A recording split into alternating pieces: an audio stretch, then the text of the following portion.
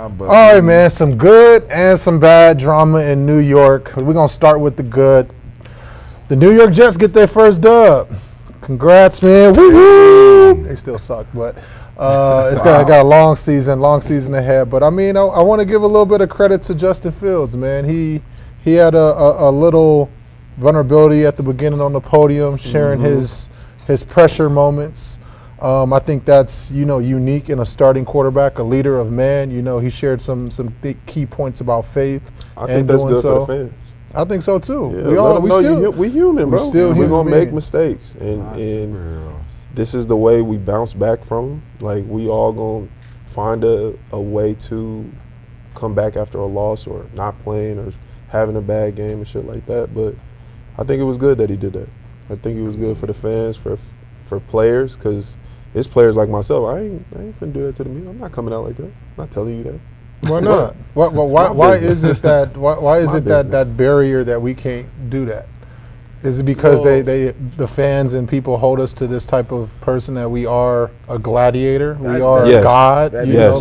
Yes. That is one. But also, right, like, just in general, and shout out to him and proud of him for that, because just what we like, just in general in life, is as men, we're not even really supposed to be out with outwardly with our problems and our issues, and let alone for him to literally say he broke down and cried and on his closet floor. You know what I'm saying? Like, we not supposed to ever be telling somebody we cried. He cried in the closet? He said that? Yeah. Yes. He said he cried in the closet. Cried in the closet. Hey, man. Justin, don't do that. you can tell him what you want to. Just don't tell him where you cried at. Okay? Why not, though? But that's what I'm trying to get. Like, why can't we do that? Cry in the car. Like, go.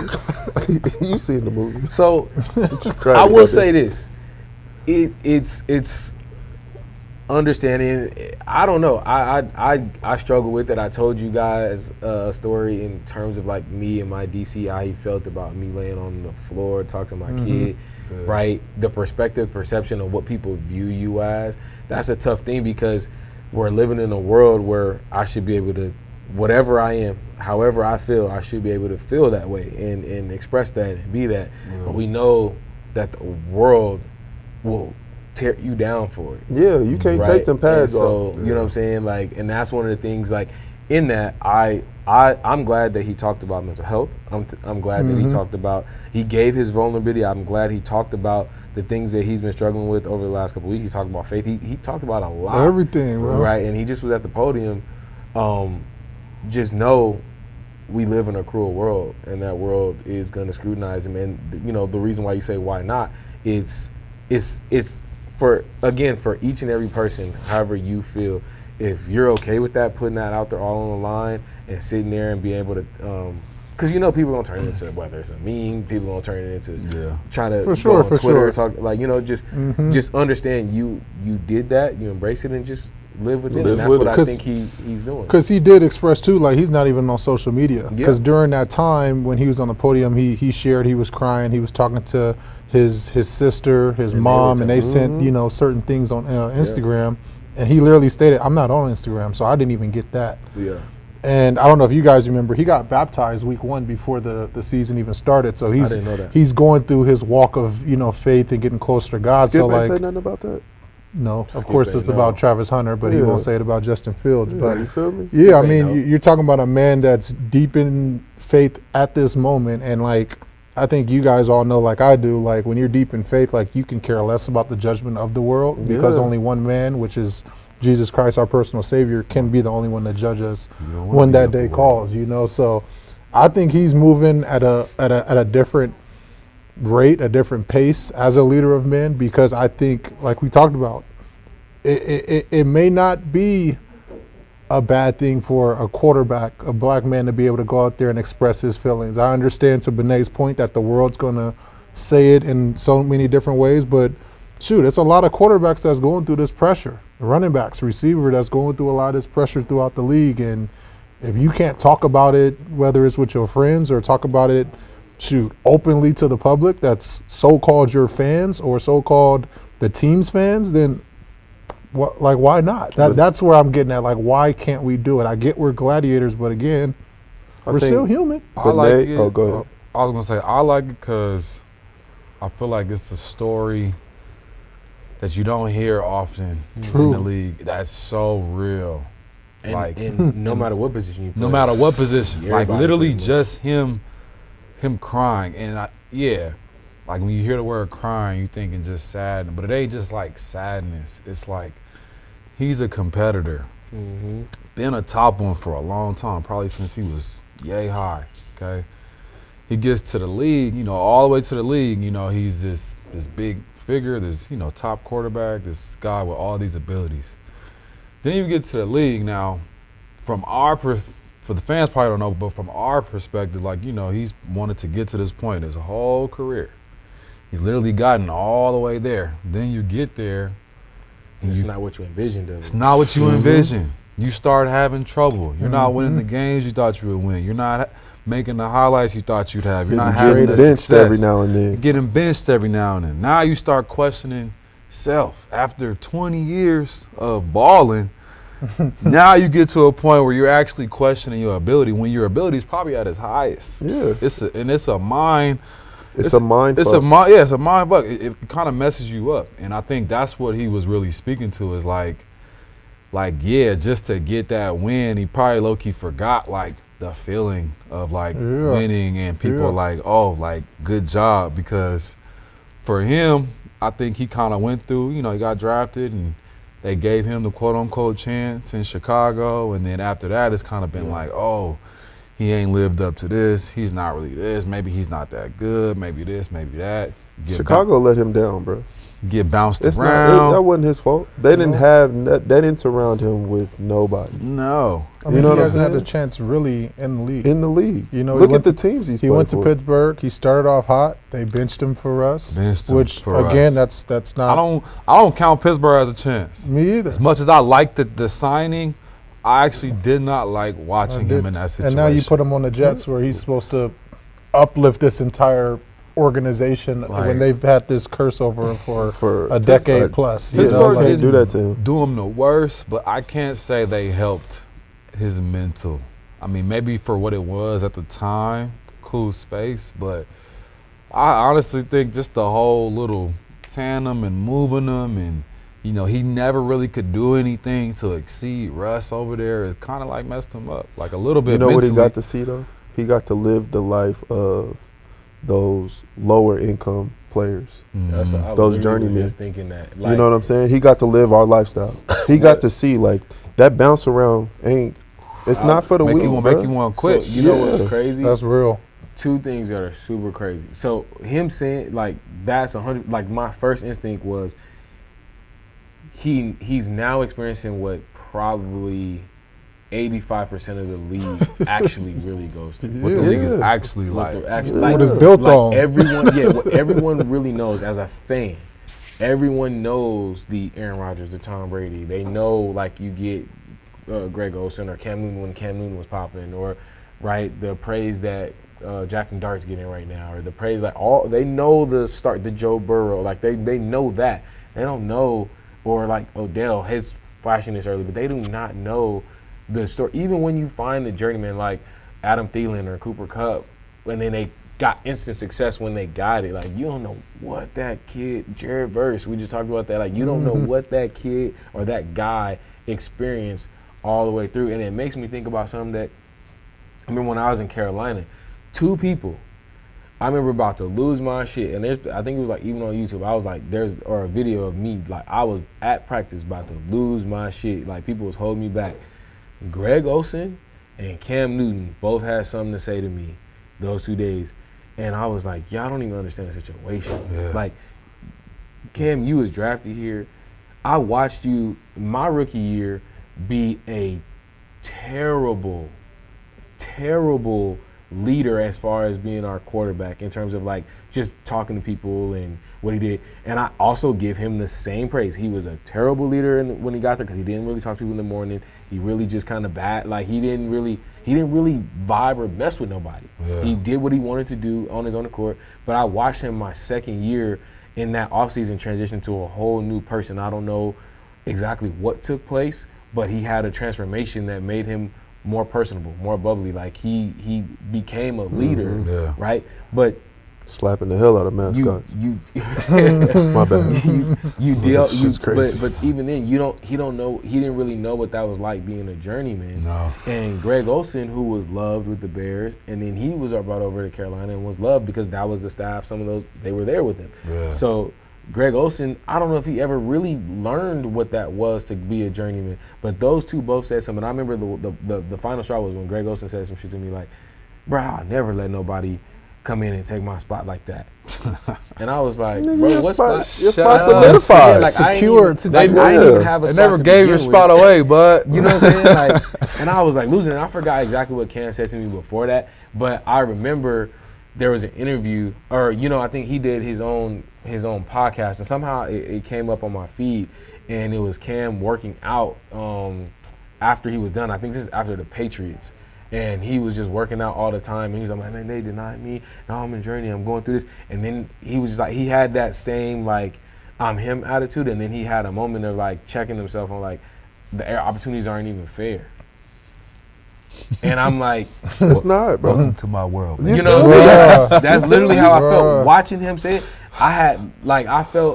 For a second, actually, I didn't feel bad. I didn't feel bad because I was like, yeah, motherfucker. You get to see. You now get to see see what that I was lifestyle. going through. 85% of the league. That's And how what's it is. crazy is at that time, until that happened to me, I really didn't. Like, we talked about it here. You guys' journey compared to my journey. My first 2 years in the league, it wasn't until I started trying to come back from that injury and I realized they drafted the 3 rookies that I even experienced that myself. So No, that's real. He be on his That's definitely podcast. real. It's not 32 quarterbacks better than me. He's right. He's 100% right. But what happens is you get in that lower income, and bro, it's hard to fight back It's from that. hard to fight back because sometimes you're just not. When you're in that lower tier, sometimes you're not their pick. Nope. They're always looking for. They may like you. I've been in this, but they may like you and what you can do, but they will always look for somebody else. I felt like the It's- Patriots found the negative in everything he did. Bro, when he was there. it's 3 things that I learned in that transition when I went from being beloved in Carolina to like because even when I got to Miami, I was still loved. They just realized I was still hurt. But once I got to like, did the bounce around from like Green Bay, Cincy, Dallas, and the Cardinals and the Raiders, like biggest 3 things that I learned. The very first thing that I learned was I always want to go younger, right? Because Always. they feel like, okay, well, if you're at this point, right, if you can give me these 5 things or do these things, and I got maybe somebody that's, let's say you're 26 or 27 and he's 22, 23, if he can do 3 of the things, if I can get him to do those things, those 5 things that you can do faster than you, now I got a better player. So that's the first thing they do. The second thing is whether or not you have the right, like, it's the mindset, right? Because the young guy just gonna run through the brick wall and That's do what I whatever was you about to say. say. You tell your young guy you on kickoff. Like, Yeah, yeah. I'm a Tell a vet. 6-year guy you on kickoff. He I'm like, Bruh, yeah. right? Like, Miami. you know what I'm saying? You already know how Miami is. Yeah, like you really gonna make me do this? You He know? was in the benefit. And then- You gonna put me at L5 too? Yeah, Fucked up. and that's the thing, the especially double because team. it's really when you start saying L4, L5, because you like, They go double What? team this week. Boy, I That's gotta run. I'm running through. yikes. So you get that mindset. Take me through there, Then the huh? last thing, Take me The- through there. Take me through there. the last thing is really when it comes down to that money, right? That rookie minimum compared to what that vet minimum is at that level. Because when I got to Got the big. vet, bro, the Jets, Minnesota, Houston, it was like 4 teams that was all like, yo, so hey, we want to bring you in, but we need to sign you to the vet minimum. And then like, I remember like, I think the Vikings, or no, it was the Jets. The Jets literally broke it down. It was just like, look, like, we do like you. At this point, we don't like. I don't even think. I think True had just left the team. I don't think Sauce was there yet. And I think like because of my conversation, I think they ended up getting. I don't know if DJ Reed came that next year too, because DJ Reed was the corner that kind of like balled out for them. But I remember when they were like, we like you. We really don't have no corners, but we can't afford you. Like, we can't even afford to give you what you, like, you're right. Statistically on paper, you deserve probably 1.5, 1.1. But if you don't take this 7, whatever I got for you, I can't afford you when I can go get 2 rookies that are going to cost me your same million, you know? I got 2 of them. You know, I was like, oh, damn, like, that shit kind of hurt. Let me ask y'all something real quick. What team embraced y'all the most that you feel like brought y'all in and was like, all right, do y'all thing, be you? Pittsburgh. Jacksonville. Pittsburgh. Easy call. Jacksonville. I'm going to say the Rams. I'm going to say in St. Louis when I got to St. Louis after I left Dallas. Because for me, I was, I had to work my way off the practice squad. But, like, it's like on other teams, you do shit in practice, it don't really weigh it the same. You know what I'm saying? Pittsburgh, when I got to Pittsburgh and I was doing stuff in practice, it was like, oh, you do that? Like, okay, like, you know what I mean? And I could feel myself moving up or getting included in stuff, or like, okay, maybe we need him in this package. Like, he could do this. Like, this is his strength. Like, he's a good red zone threat. He can run routes on safeties and, like, but before then, because honestly, I always tell people I was ready as hell on the Niners. Like, that's when I felt like I was kind of hitting my prime with everything. I was with Vernon. I learned how to eat, learned how to train. Like, and I remember the day where I was like, I'm ready. Like, I'm more ready than I'm ever gonna be today. You know what I'm saying? But I was on a team with like Vernon, and they had 3 drafted guys, and it was like 8 people in the tight end room. You know what I'm saying? I just got there. So I low-key knew I had no shot. Because it's like Vernon at the top. So it's like, they don't even give a damn who's 2, 3, and 4. Because they got him. Yeah. I kind of had that. Yeah, I kind of had the same thing. Because, so for me, technically, the team that drafted me, Carolina, was really the team that was like, throw him out there. When I got out there, and it was just like, oh, yep, you're just going to keep letting him go. I mean, it's so much so that I am becoming like the week 1 nickel starter, the guy to beat nickel. Even so, like, later in that year, I ended up transitioning to the starting corner and playing nickel. Yeah. And Miami wanted to give me that, but I just was hurt. Like, there would be certain times where, like, my ankle felt great, whatever, and then they would see me do stuff, and Xavier Howard wasn't who he was yet. Like, no, same thing. That was a good situation. They wanted me to go out there, but it's just like I couldn't stay. Like day by day, my ankle felt good or bad. You know, like, so it sucked. But same thing. My prime. Probably when I got, like, after the surgery, the second surgery, and I started rehabbing, I got to the Bengals, and then I got in that room, and I remember when I first got there, I remember with Pac-Man kind of was like, what the hell? Like, when I first showed up, because he didn't know nothing about it, he was like, what the hell? We signed this motherfucker? Because, got surgery. But once I started getting in groove, and it started, like, Pac-Man was like, oh, I'm going to play. Like, it got to the point where the Bengals didn't even want to cut me. They was just like, bro, like, but I mean, think about it. First rounder, Pac-Man Jones, Drake Kirkpatrick, Darqueze Dennard. Would y'all have Eli Apple at that time? Nah, we had Drake Kirkpatrick. Had guys. When they had Pac-Man and Dre, those were starters. William Jackson III was. I played them defenses. Yeah, he was there. It was Ray and Montez in the middle. Was Josh there too? Josh Shaw. That's what I played. Crazy. And Josh at that point wanted to play some corner, but they was like he couldn't even really play corner. It was like either use the nickel or the safety, because that's corner was locked down. And then George Iloka, big ass, was there. Score on his ass. Who else was it? Yeah, they had. I for sure. Was Taylor Mays there? Nah, he wasn't. No, he was. Did he play for them? There was somebody else. His name was Sean. There was another safety named Sean who he was like. He was like number 36, I think. Oh, the big dude. He was kind of stock, not like that. Yeah, he was kind of stocky for a safety. Yeah, a box guy. I forgot. He was like a vet. Yeah, he was like on year like 6 or something like that. So it was like that whole room. Like, it got to the point like I was at corner, my reps started getting good, and then I remember we had like even another third rounder that they got from Seattle named Kivari Russell. We all in there. They kind of just like, all right, well, we're going to move you to nickel. But then, like, Darqueze was the nickel. Then we had another dude. Then Josh was playing the nickel. Then Deron Smith was playing, like, safety and nickel. And I'm like up there getting pigs, battling, doing everything with them. They just like, yeah, our room is just stacked. Yeah, y'all did. That DB room sounds crazy. I mean, like, it was crazy. Like, when they were like, I mean, you got to think, like, I remember them saying we have 4 first rounders. Four Yeah, first that's rounders. crazy. Because Pac-Man, Drake Kirkpatrick, William Jackson III, and I'm trying to think who was another. It was another first rounder that was there. I remember them saying that. And so then they traded me to Dallas, and I was in shape when I was in Dallas. But Dallas was the same situation. Because they had already Orlando Scandrick, drafted Cheeto Bell Woozier, Jordan Lewis, like who else was it? Like they was basically, we were going into games. Sometimes I'd be active or inactive because normally for a game you only have like 4 corners. Yeah. Mm-hmm. So sometimes we go with 5 corners to activate me to play special teams because Nolan Carroll, that he was like the Eagles corner for a while. He was like balling with the Eagles, and then he went to Dallas. But in Dallas, he wasn't like, I think he was dealing with hip injuries, so he wasn't killing like that.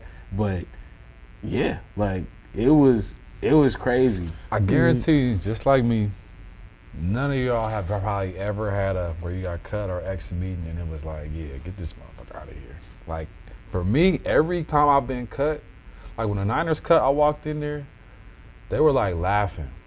But they was laughing because they felt like they knew me and they had a good relationship with me and they felt like they knew that like I was gonna be fine. Yeah. Like they was like, man, like it's just numbers. Fucking Like, Doug they're Martin. like, you're gonna play.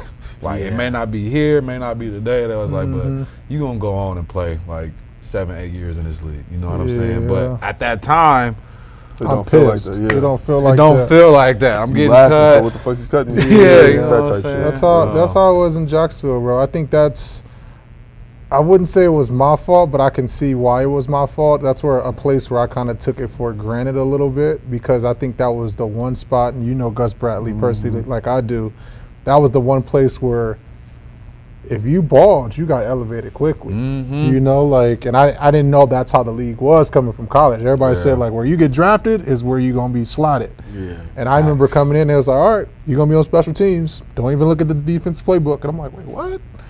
And I went out there, I think first 6 games, got like 13 tackles on kickoff and punt. And it was like, well, this week you on base.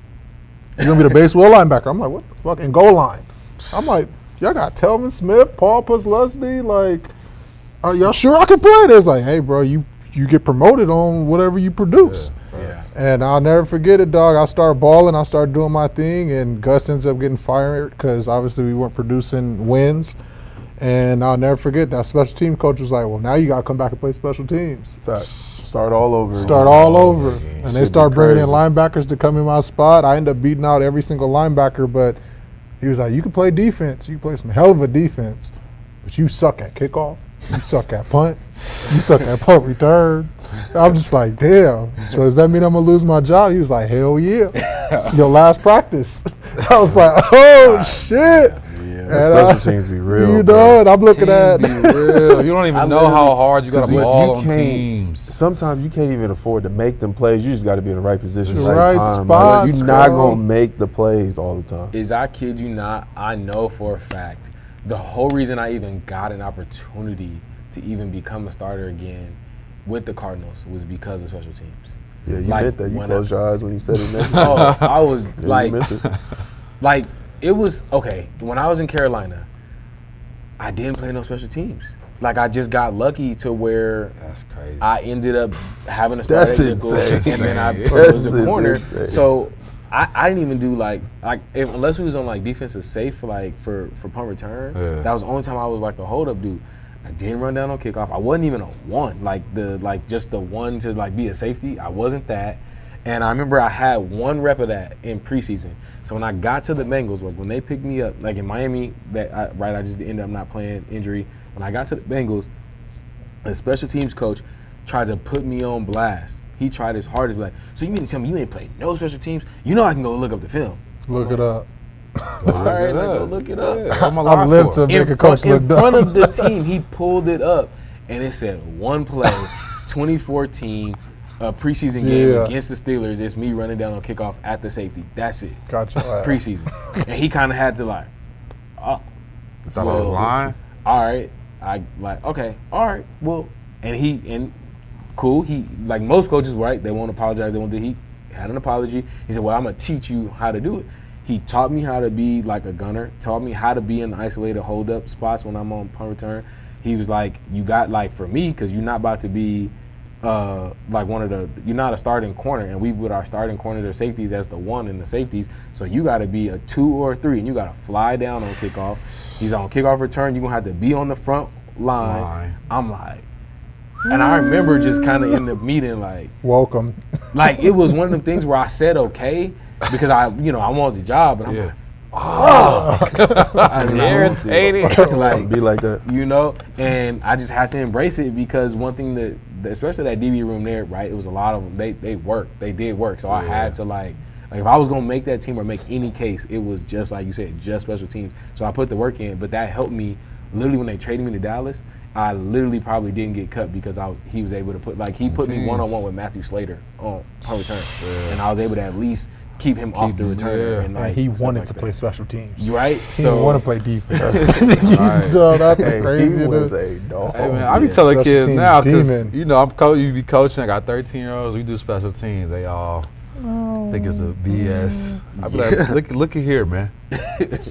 Half them guys you watch on TV, they on them teams because of teams. Facts. Because of special teams. I'm That like, shit dog. is a one-way street. Hire your ass, Because fire it's your ass. really a It's over 53-man with. roster with really only like 45, 40 that really play. Right? And it might be less than that. It might be like 35 No, that for really real. play. It's only 22 starters. So like and that's you what got- on the Steelers, like they had like it was a high value on special teams guys. Like I mean there is on other teams, but like on the Steelers I could say like if you okay receiver, great on teams, they love you. Facts. Yeah. If you okay backer, great on teams, love that. You know what I mean? And I get it because it's like in the cahoots of the game, it does help the game. It's a big play. It's a big play. You know what I mean? You got guys who go out there and It's make the plays energy on behind it. and make plays on special teams. Those are Huge. game-changing plays. You Darren go block a Bates. punt. Yup. I don't know. I know that the stats, the percentages are really high. Like if you block a punt, most times you're gonna win that You game. gonna win that? Yeah. You know what It's I mean? crazy to So even think about. To take us back to that first segment, got to talk about the bad. Scatterbo and the New York Giants lost a general, hype man, a brother. It's tough. It's tough. Cam Scatterbo rose his ankle, literally. IR. ankle looked crazy. Look crazy. Yeah. I mean, is that?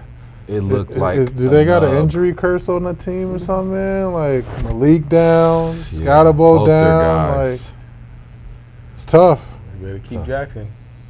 All things they can. Tough for You got to Jackson keep that now. kid rolling. They just got Darius Slayton back. I honestly might Yeah. sit Jackson down. We're gonna We're going to save all y'all for next year. just go. We're gonna reboot I this feel thing bad up for the next young year. bull, man. I I feel feel bad bad. too It because was, the defense is good this year. Girl. They got They a needed good him. D-line. They need Cam. They they did. needed that energy. They though. needed They Cam did. and Malik. What? They would have been Come dangerous. on, bro. They needed him. Oh, I hate it for 'em. 2020 It's sad for him. 2026 is going to be good for him. I hate to say it, but we got to wait to see that show. We got to wait crazy. 365 to see it. I'm good, Jack. You ready